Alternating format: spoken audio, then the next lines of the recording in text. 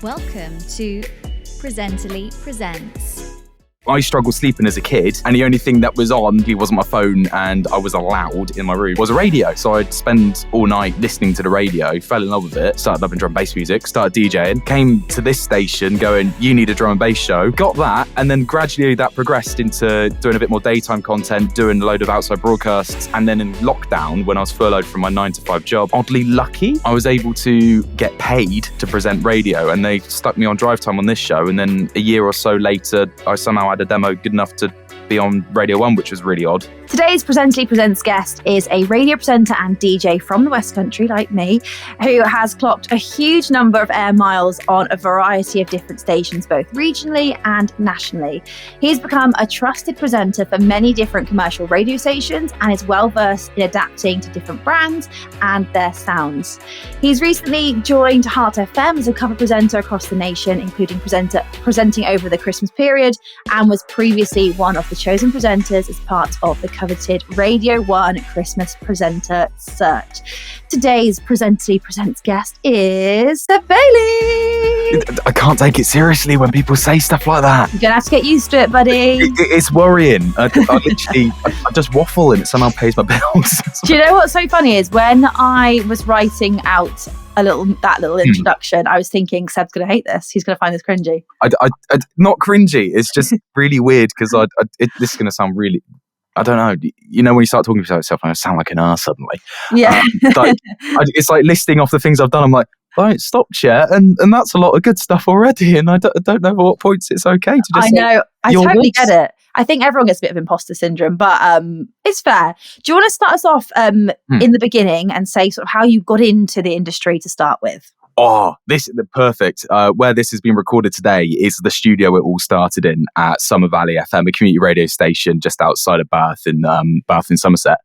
The long story short is that basically I struggled sleeping as a kid, and the only thing that was on that basically wasn't my phone and I was allowed in my room was a radio. So I'd spend all night just listening to the radio, fell in love with it, and then out of that started loving drum and bass music, started DJing. Came to this station going, you need a drum and bass show. They went, no, you don't. And I went, you need a drum and bass show.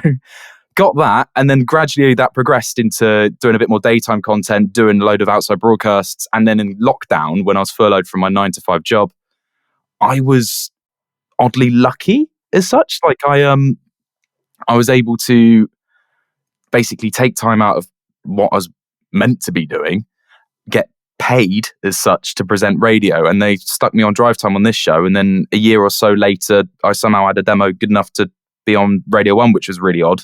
So it's quite a quick experience for you. You didn't did you do like student radio or anything like that?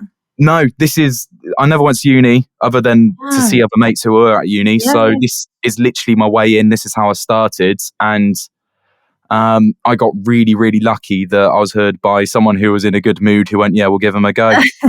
So I know a lot of people who will listen to this will have previously applied to the Radio 1 Christmas search. I know it happened, was it like 4 years, 3 years? It happened multiple times. Yeah, so I always struggled to pinpoint what year it was I was on Radio 1, because I first went on Radio 1 on New Year's Eve, and I can't remember therefore which year exactly it was, but I think it was 2021 into 2022. And then that adds up. And then I was really lucky after that point to pick up some shifts nationally with the Hits Radio Network alongside of it, and then was asked back to do early breakfast on a Friday early breakfast on Radio 1 for a month in April as well. So you've done quite a few stations. What has been your career highlight? Is it the Radio 1 or is it something different? Oh, it's really, I don't know is the answer, because everything comes with its own highlights. I'm really, really lucky, as you said, that I get to work across like so many different brands all the time. So it's like you work on Radio 1 and you're kind of blessed with, I don't know, the boss might hear this and go, oh gosh, he's got this so wrong. You get blessed with a lot of freedom as a presenter where like on commercial radio, you do the nuts and bolts, and then you do like an observational link, or you keep it flowing, keep it really quick. Whereas Radio 1 like almost lets you sit back a little bit and you are talking. A bit more chatty is a really great way to put it, yeah. And then on the likes of Heart, which is huge as a station. You're there at 3 a.m. going, oh wow, I'm really lucky. I'm able to do this right now. So I think a huge highlight is, and I think it, all of it. yeah, all of it as you go. I think if I was to pinpoint one thing, it would just have to be the opportunity of having that early breakfast opportunity on Radio 1, because it opened so many doors for me. Okay, so do you think it was, but actually go back to the Radio 1 thing, what was the process like of applying for that, for those who don't know, who might have, or those who have applied but never got sort of lucky? What was the process? You sent your demo in, then what happened? So I uploaded my demo to the portal for the Christmas presenter search, which it was my 3rd year of trying. Oh, okay, I didn't know you did tries, yeah. Yeah, so I submitted before with the first year, I think, as a specialist demo. And then the second year was a specialist-ish demo because my tone of radio started to change. And then the third time was daytime radio presenting. And and so I just uploaded to the portal from some links I threw together from the show I still do quite regularly on Summer Valley FM, which I just threw together on my lunch break. And I was like, you know what? Why do this sound? This is going to make me sound like such an ass.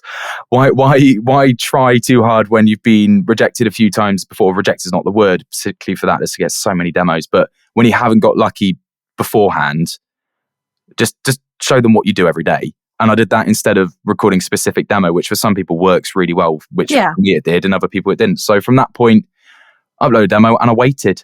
The demo was uploaded in, I think, start of September is when they would normally open the portal. And then I think it was the end of October, I got a phone call from what looked like a dodgy number. Yeah, did you think it was like a scam call? Yeah, well, it was from France. I was like, what on earth's going on? And it was a little voicemail at the end just going, hey, it's Jenny from Radio 1. We heard your demo. We'd love to get you in to do some like pilot recording. I was like, what? But also I couldn't bring the number back. So I was like, nah, it's definitely, that's just a lie, nah. And then I got a call again the next day and she was like, oh, you bloody picked up this time. Thanks for that, Seb. And I was like, oh yeah, cheers. And then like the next week I was then going through the process of just going to the studios, getting comfortable in them and then going from there.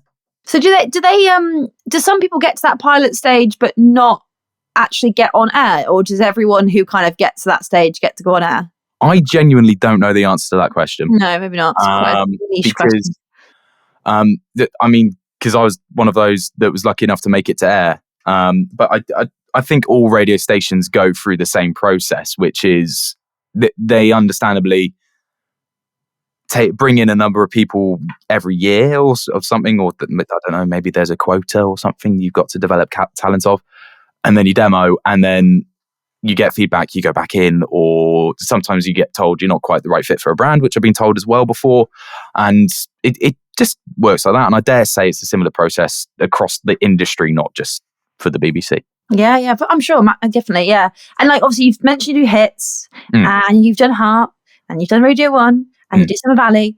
That they're all quite different, aren't they? Really, how do you go into the mode of if you're doing Heart one day and the next day you're going into hits? How do you make sure that you're keeping, like, have you ever slipped up and accidentally gone, turn up the feel good? Oh wait, hang on, so there's this hits, No, thankfully, no. I just realised the one station we haven't mentioned as well is Virgin as well, which is completely different again compared to all of them.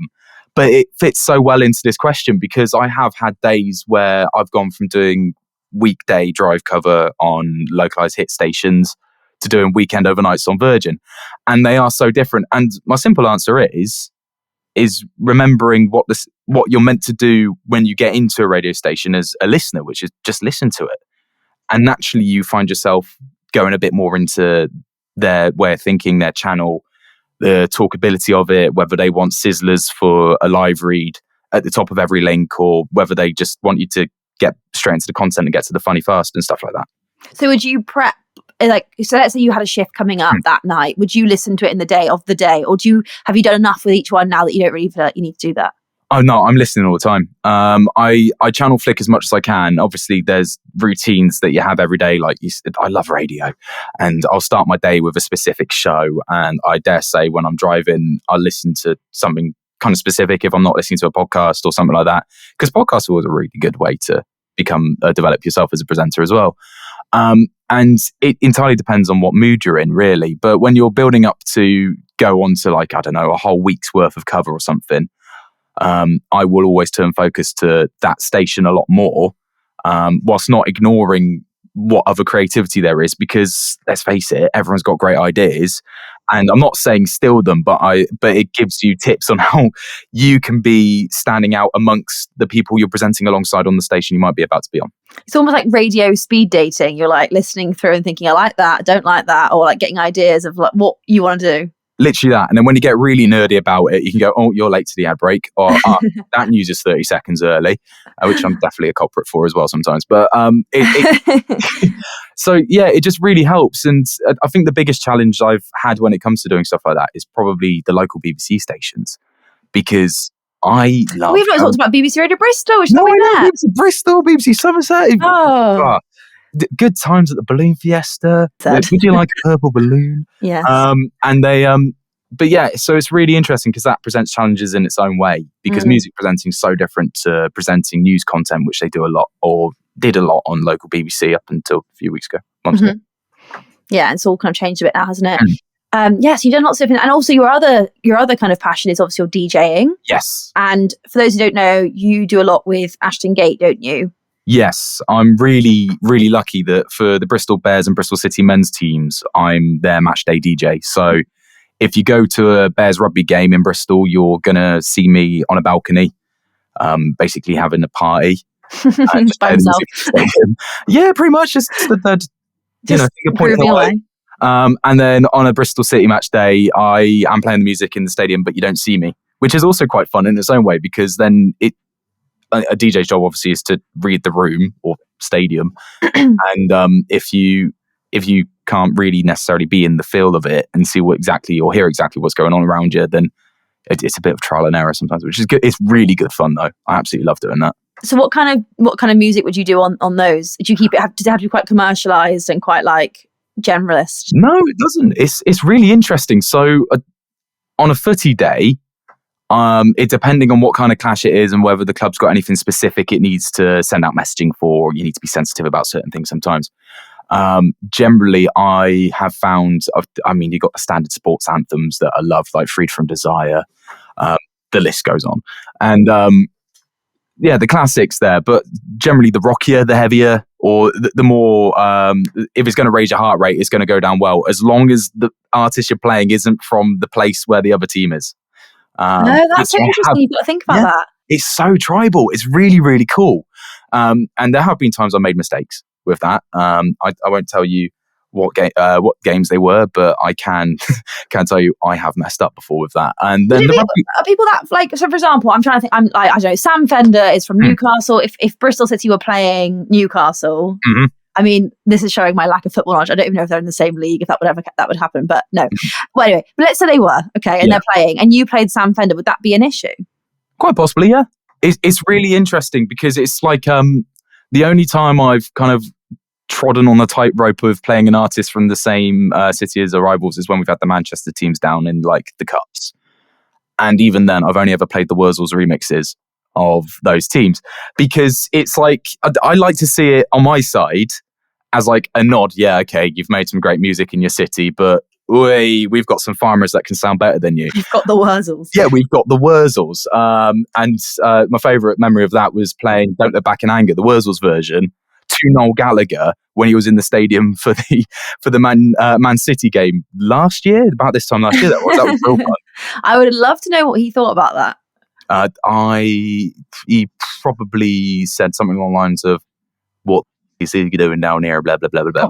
Probably like that, but without the West Country twang. Yeah. Probably. Exactly. And then rugby is literally like they love sing along, anything high energy and sing along. The usual lot of like Hi Ho Silver Lining, Sweet Caroline, again Free from Desire, big rugby anthems. You're getting smashed in the pub with your mates, kind of tunes. That's what they like at the rugby. Nice. That's more fun. In terms of like DJing, like it's quite common, isn't it, where presenters, especially radio presenters, also DJ as well. Some don't do it. Obviously, I'm not saying everybody, but it's not. Yeah. It's quite a common thing that you go on someone's Instagram and it'll be like presenter at heart, and then it'll be the second bullet point on their Instagram bio will say DJ. Yeah. What do you think? It's like necessary to do both, or is it just a way to sort of make more money because you've got two avenues, or is it like, do you need to do DJing if you're going to be on the radio, or what do you think? I don't know. Weirdly, I have genuinely stayed up at night thinking about this before, because for me, the two go hand in hand. If it wasn't for DJing, I wouldn't be on the radio. That's just the way my path brought me in. And at the end of the day, if you love playing your music and you love sharing music, love trying to get people to dance, then definitely DJ.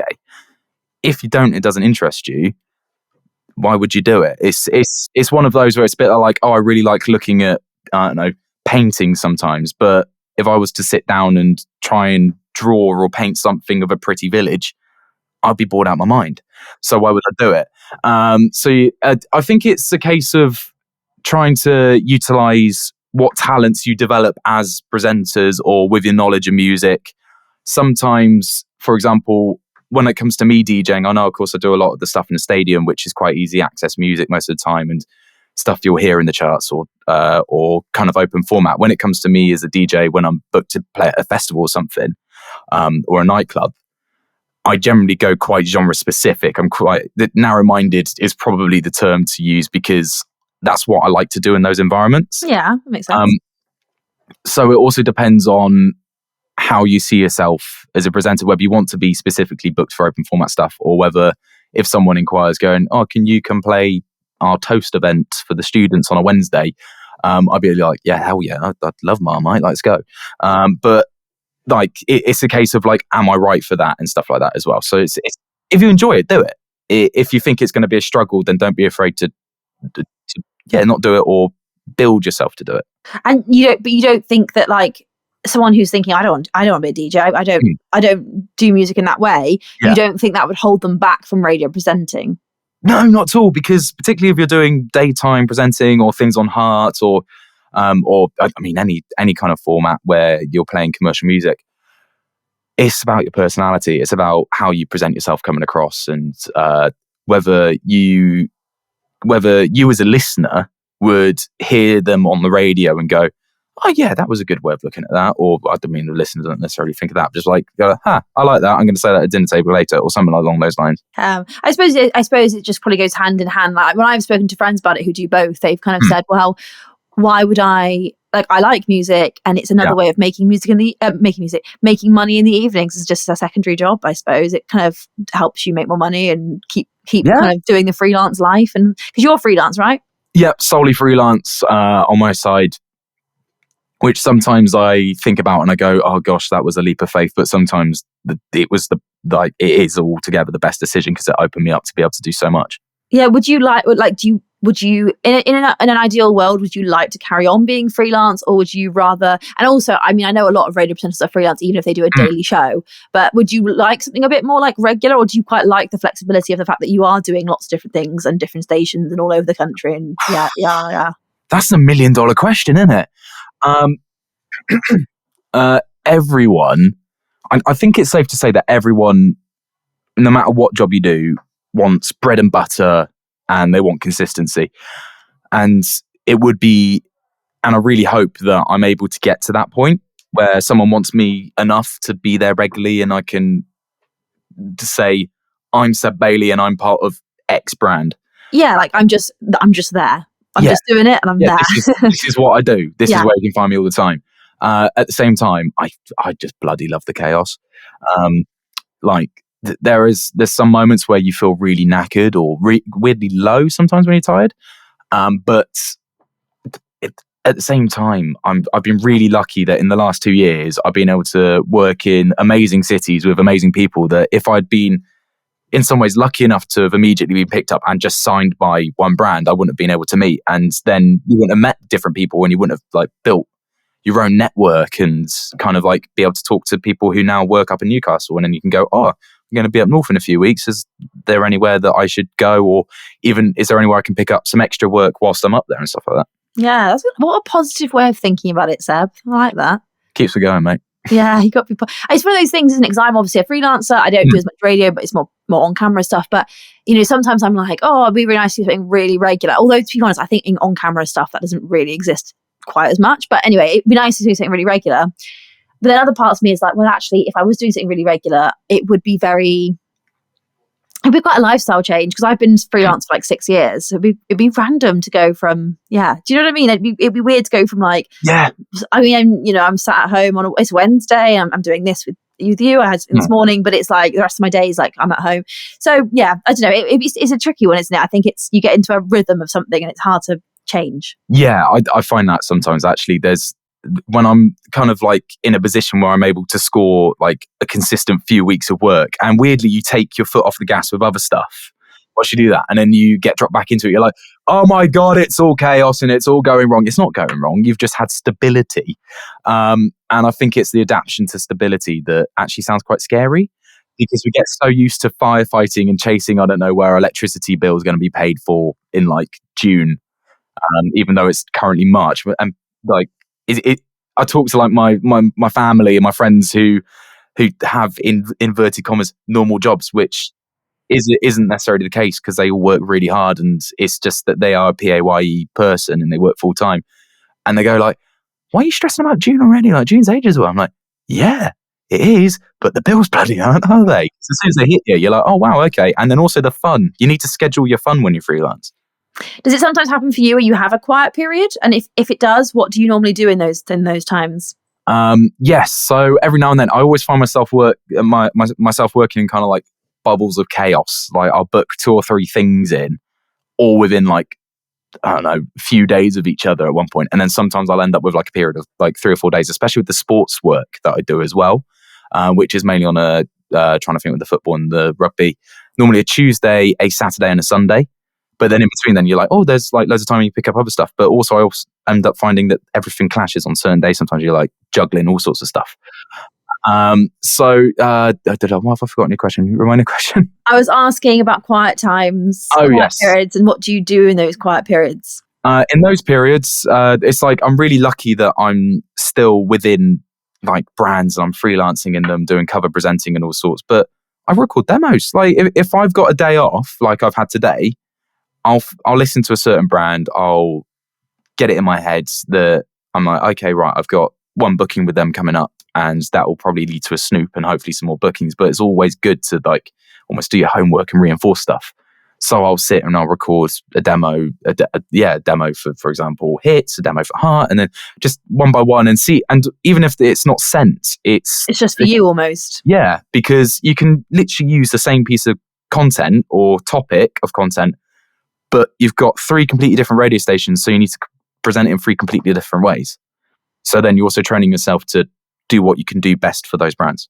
Sounds like you're a very hard worker, Seb. What would you say makes a good radio presenter? And I don't just mean like, I mean, can you? Like, I mean, kind of beyond just can you present? Because a lot of people can just present to a mic, right? Yeah. But what do you think makes a particularly good radio presenter? This is a concerning question to ask me. The thing that comes to mind, and this is going to worry me because you might have very different opinions of what I'm saying. I don't know. It's a weird one. I've met very few people in this industry that face and talk into the mic that are, and I think that's an overriding kind of factor in a lot of people is that it's. I don't know, maybe I'm just yet to meet them. Do you think those people just kind of get filtered out in the early stages of their career because no one wants to work with them, so they kind of just get filtered out a little bit?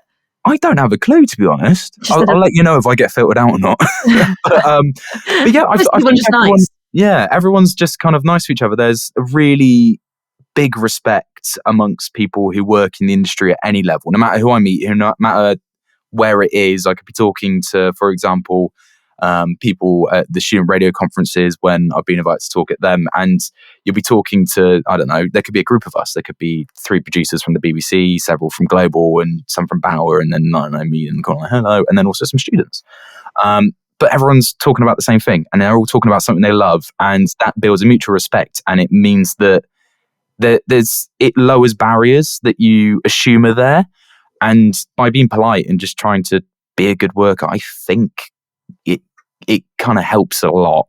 And I'm yet to see someone who is a I don't know, diva? Did you still get divas? I don't really know. You definitely I feel do, like but showbiz doesn't pay enough to allow divas anymore. yeah, true. But no, that's a nice one. So you think like being kind of like a good person to work with is helpful. What about in terms of like being on air? What do you think makes someone sound good? Again, you're asking me a question where I'm like, I don't even know how I got to this point myself. Do you think it's just kind of a natural ability that people have, or do you think people can work on certain skills? There's definitely skills that can be worked on. Like once you're given your homework for a certain brand, you get to learn what they want, and you get to. It's the same as like like when you're in school and you knew you could get away with certain things with one teacher because I don't know they had good banter, compared to the grumpy teacher who'd been there for years, kind of thing. You find your ways to like naturally present for each place or naturally become your own presenter. Ultimately, they just want to hear you be yourself, which is weirdly something I've always struggled with.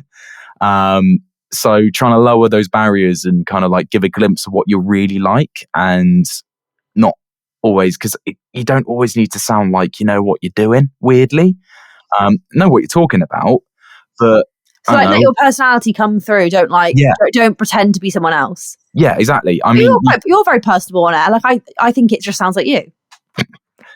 I really appreciate that because I really worry about it sometimes. I'll listen to links and I'll be like, God, I sound like I just wanted to be pink sun coming out of that link and stuff like that. Like, just talking, because to be fair, I've learned over the last year I'm actually a big fan of Pink, and like I'm just like, oh my God, Pink likes doing backflip. Yeah, it's really cool. But I found out the issue is that this has gone into every radio show I've done in like the last 6 months. Finding out this, she's scared of heights, and I was like, that's really cool and really admirable. And it's just so like, but it also gives you motivation because you're like, you know what, if you're scared to do something, give it a try, and it might not be too bad. And that's why I'm like, Pink likes doing backflips, but she doesn't like doing them in the air and stuff like that. But it's just like when you do links like that, which feel really topical and focused, it's about trying to find your route into that as yourself. What's relevant to you, I guess. Yeah. And are you starting the Pink fan club soon, or? I'm going to be the next person to give her a Will of Brie at a gig. A what? Did you not see the video? A wheel of brie. A wheel of brie. Right, 1 minute. It's your accent. You say it will. A wheel of brie. A wheel of brie. Have you seen the video? No, I haven't. Have you not? Okay, right. Stand by there. I'm going to go on TikTok. Okay, this could just be cut out.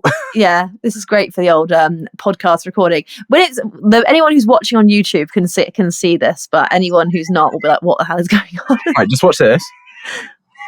Oh yeah, so she's reaching out to the audience. Someone's filming her. Oh, she's down now on her knees singing. Yeah. And someone's just throwing things at her. But wait for it. Oh. Just wait for it.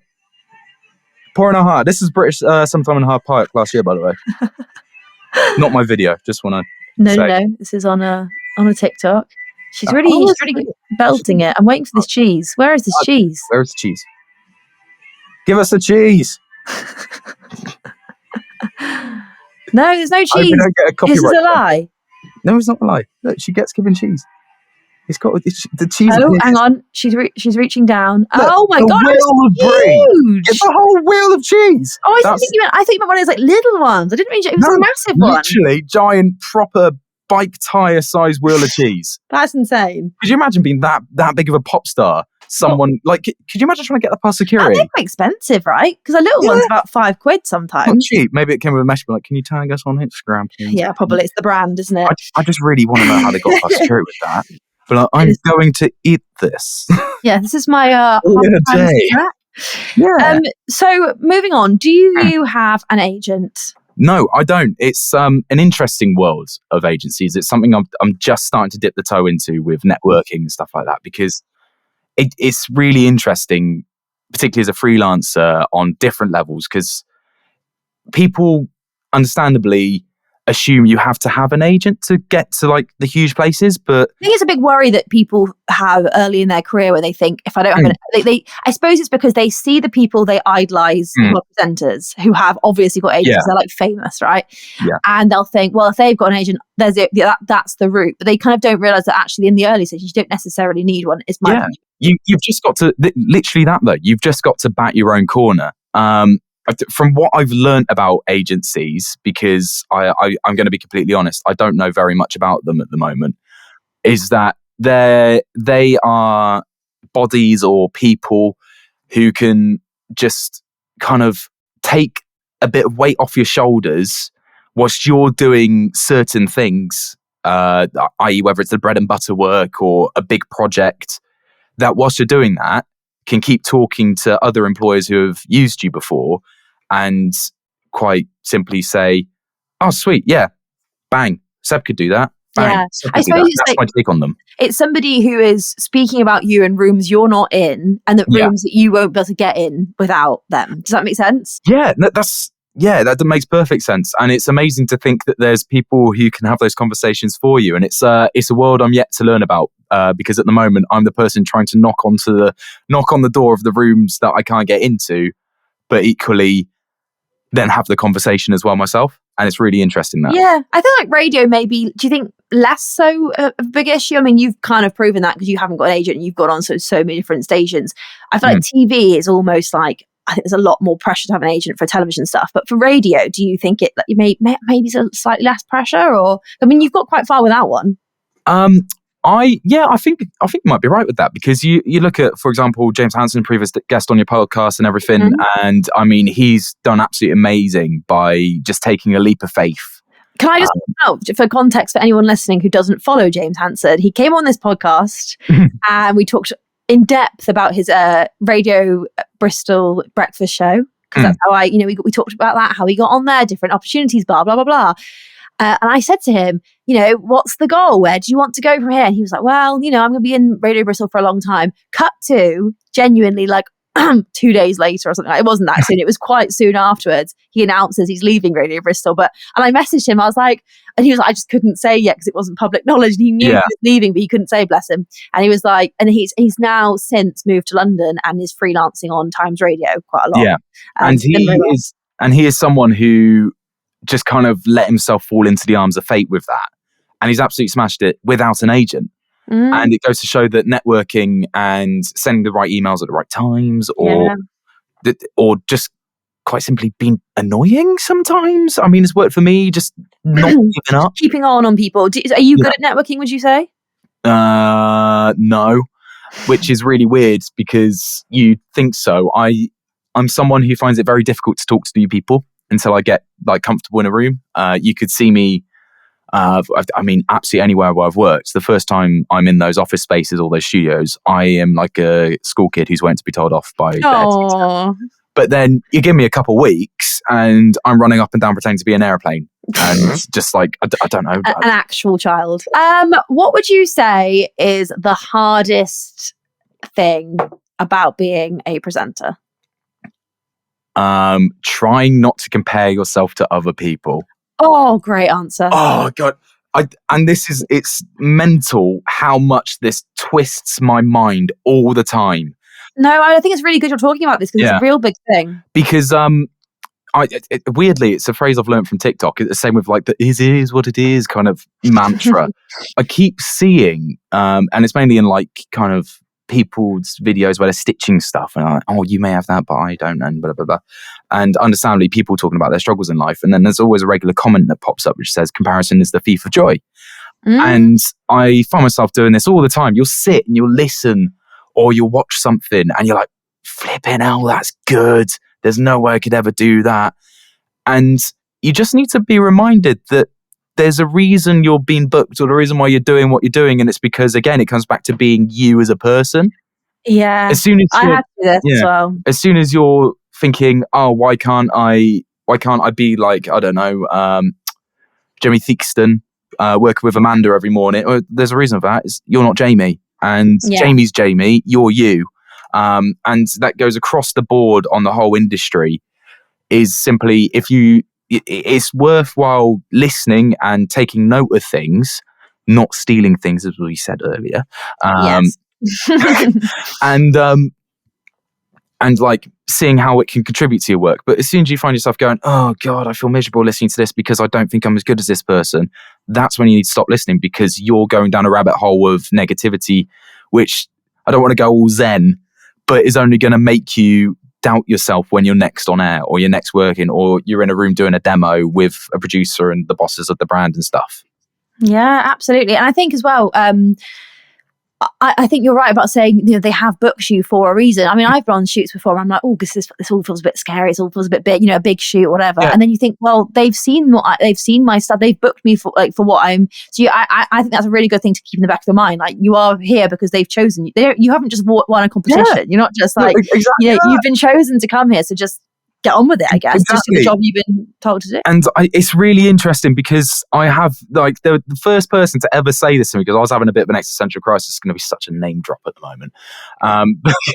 But basically, when I was part of the early breakfast lot along the 6 I was announced for Radio 1 when I did my April shows, and we're really lucky to have been invited to an industry event. I assume to meet people and get to know people behind Radio 1.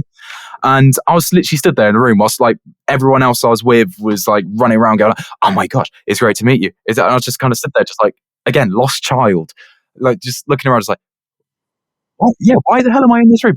And Dean McCulloch came up to talk to me. He was like, mate, I won't try to do his accent. I can't do accents. I'm not gonna insult someone with that. And he came up to talk to me and he was like, oh, it's nice to meet you, and having great conversation. He was like, why are you stood here? Why are you just looking around? And I was like, I shouldn't be in this room, Dean. And he was like, he said exactly the same as you.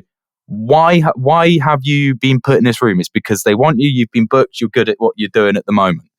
And it's really interesting how then you can go through phases and peaks and troughs, and you remind yourself of that, or you remind yourself of those conversations, and you come out the other side going, oh yeah, no, it's actually I'm worrying about the wrong things. Yeah, and I think as well, it's that imposter syndrome, isn't it? And that's it's a hard thing to battle, but everyone will get there. I think you just have to keep doing the things you do and understand that. I think that I always say, if you're not going to back yourself, I mean, who is? If you walk into a room like an absolute, shy, little kind of timid, meek person and go, oh, I kind of want to do presenting, they're going to be like, well, I don't trust. If you don't you trust yourself, I'm not going to trust you. Yeah, it's really interesting. And it's imposter syndrome is you just looking in the mirror, seeing yourself, but you still think where you were 3 years ago, is the way I look at it, at least, because 3 years ago was a completely different world for everyone. And you always imagine yourself still at the start, and actually you could be nowhere near the start at this point. You could be halfway through the marathon. You could be just getting to the difficult bit. Who knows? But enjoy the ride, bro. Enjoy the ride. Oh, it's so deep. It's so deep. Honestly, I need to do a retreat or something, don't I? I'm so ready for that. You can lead the retreat. You can be the sort of yogi at Zen front. with Seb. Yes, I think that sounds good. How do you handle when things go wrong when you're on air? So you're on the radio and something, maybe a little mistake happens. Are you good at just being brushing it over and just sort of joking it off, or what do you do? At first, I panic for about 30 seconds. And then if I can, I'll find a way to immediately go back and listen to it. So I've done something that I don't think is right, because particularly with commercial radio, you will almost definitely, when you're doing a content link, you're almost definitely going into either ad break or a block of 2-3 songs. So you've got time to assess if you don't need to immediately prep for your next thing. So depending what it is, if it's something that I've done as a presenter presenting, I'm like, oh gosh, did I accidentally I don't know, slip a word there that shouldn't have been said or something like that. Just for reference, that's the example. It's not what I regularly do, bosses. No, I believe you. But if you can find, you jump back on Global Player, you can immediately listen back to your last link, or BBC Sounds, same as that. Almost every radio station you can do it now, and then you can kind of reassure yourself with that. If it's something that you think could have just been done better, just take a deep breath. If it's really stressing you out, just walk out the studio. And it sounds ridiculous. I'm going to have to example this out. If I have a really bad link or I do something that really stresses me out, I'll literally stand up. I won't stand up all the way because you won't see me then. But then you just shake out all the bad vibes. And once that's done, you feel like a completely different person all over again. And you feel ready to start again. Oh, what a tip. You kind of take the negativity out of the room and you get rid of it from yourself as well. Do some deep breaths, I don't know, do some star jumps, maybe a cartwheel of their space, and then you're sorted. Do you sometimes feel as well that when you listen back, it's not as bad as it kind of sounded live? Because I've done links, I only do community radio, but sometimes I've done a link where I thought, oh, that was a bit waffly. But then when you listen to it back, you're like, oh, actually, it wasn't as waffly as it sounded like it was. Oh, mate. In my head. All the time. It's ridiculous. I'm my worst enemy with this when I occasionally have to voice track a show. So here at Summer Valley, occasionally I'll have to voice track the drive time show because understandably, community radio is something I do to basically, I love this station, I'll support it until I possibly can no longer do that. So sometimes voice tracking the show is the reason why I do that, so I can get to other work or do something else. And I'm always like it with voice track shows, because when you're live and in the moment, there's no going back to change it. But when you're writing down loads of links, like recording a 3-hour show in a space of like 45 minutes sometimes, if it goes really well, then you're there like, oh gosh, actually, no, I could have done that differently. Oh, that should have been perfect. But radio isn't perfect. Then you're over perfecting it, right? Exactly that. That's not what you want to do. Exactly. So kind of like, just got to live in the moment. You got to assume that you can do it better next time if you get an opportunity to do it again. And at the same time, try not to recycle too much. It's when you start to recycle things, your brain goes, hold up, you've said this too many times now, and I'm just going to trip you up and make you sound like an idiot. Yeah, I know that feeling all too well. We've talked a lot about radio. Yep. You haven't kind of yet moved into that kind of on-camera space. Yeah.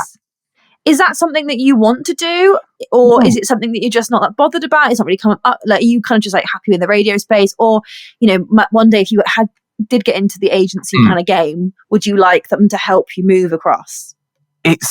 I have thought about it, and it's something I would absolutely love to do. I would love to. It's something I'd love to give a go at least. I mean, because I know, of course, like there's a bit like demos. I assume like production houses and TV companies do screen tests all the time and stuff like that. Same as radio stations do demos. And it's like, even if it's just like, give it a go to be told you're not right for it is absolutely fine. But it's an itch that's there. But the way I take it or look at it at the moment is I'm just like, you know what, one step at a time. I'm still trying to build my career in radio to be stabilized and as standard and consistent. Why should I like almost turn focus from it at the moment? Yeah. And you could you might do on camera stuff and not enjoy it, or it might come down later down the line. I don't think you have to be rushing into it. Yeah, I think a lot of it is to do with my nerves of talking to people that I know are there. And you can see them. Yeah, when you can see them. Like there's been the odd occasion where I've had to like address a room, and I'm just there like, if I close my eyes, they can't see me, and kind of take that mentality. And then you open your eyes, like, oh crap, you're actually there, and stuff like that. So yeah, maybe one day, but we'll see at what point I get kicked off of the airways first.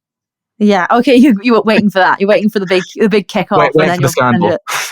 Well, before I let you go, Seb, what advice would you give to somebody who's just starting out now and thinks, I like the sound of radio, I want to do this as a job, I want to do it? What would you say to them? I will put it into a few points. Firstly, like I said earlier, try not to be it's so easy to accidentally... That's just life advice, right? Just it's so easy to accidentally be an asshole. And if you catch yourself being be big enough to admit it and apologize if you need to as well. No one's ever too famous to make someone else a cup of tea. Long story short, I got my first job in radio making cups of tea for people at Sam FM. And if it wasn't for that, then I probably wouldn't still be kicking about in it today. So that would probably be, don't be afraid to make cups of tea. Take time to acknowledge that it's going to take time. It's so easy to assume that like everyone who's being able to do like the big red klaxon announcements on Instagram and stuff for just like sent an email and then bang, they're on that brand. But it all happened overnight. Yeah, but it's like with, I hope they won't mind me saying this. It's like with Heart. Like it took me a year of demoing with them till the point where I was ready to go on air for that brand. That's really common, isn't it? Yeah. I don't think that's something to say. And it's astonishing that, because I went in there going, oh sweet, they wanted me in for a demo. I thought hopefully this will be a good process and like I'll get some work straight away. No, but it's because there's things to learn. And like, again, it's the change of brands. And I went in there and I was very much like one brand because I've been working with them loads and like actually said, we need to like loosen up that, tighten that up, blah, blah, blah. So acknowledge it's going to take some time. And also then finally, just if you really want it, do not stop trying. Compromise is a weird word because it makes it sound less important sometimes what you're trying to achieve. But along the way of every journey, like life is no fun without a little side quest. So just embrace the side quests. I worked in radio sales for almost 2 years before I started presenting full time. But you learned so much about the industry being on that side of things and how the commercial radio sector works. And also then like communicating directly with producers and presenters of how they would do their side of the things. And like, there's still, even then, that's networking, isn't it? So yeah, don't be afraid of like just accepting the odd bit and bob that it might not be you, but can make you develop exactly who you need to be.